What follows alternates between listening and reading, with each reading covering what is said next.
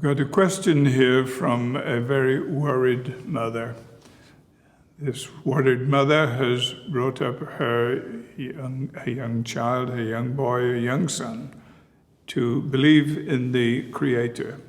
And now he's come under the influence of some people who have introduced him to scientific thought.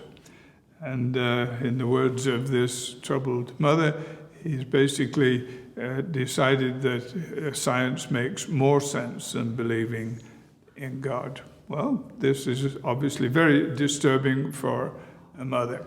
And let me see if I can help you a little bit. The situation is this. There are different kinds of science, and for the sake of me talking to you just for a few minutes now, there is what I would like to call theistic science and atheistic science. Science, remember, is an attempt to understand the natural world.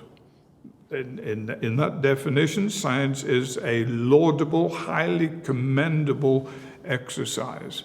And if it is theistic science, then it is not only a desire to understand the natural world, it is to understand the God who created the natural world, and to understand more about him through scientific exploration and discovery. So don't run away with the idea that it's a matter of God or science, that God is the good guy and that science is the bad guy. In actual fact, many of the blessings that we enjoy constantly in our modern world are the products of science. In fact, I couldn't be talking to you this way to you without science having discovered all kinds of wonderful things and shown us how to harness them. So there is such a thing as theistic science, but there's atheistic science as well. And it may be that atheistic science is what your young son has run into. And this kind of science says we're looking into an understanding of the natural world, but we are ruling out any possibility of a supernatural God.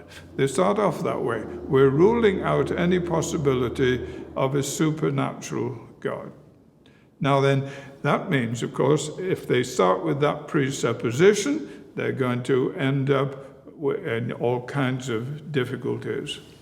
Let me just encourage you, if you want to try to talk to your son, let me encourage you by getting you to show your son you understand the difference between theistic science and atheistic science, but at the same time, point out to him all the things that science helps us to understand and all the things that science doesn't help us with one little bit.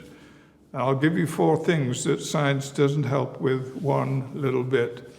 It doesn't answer questions of origin. Where did we come from?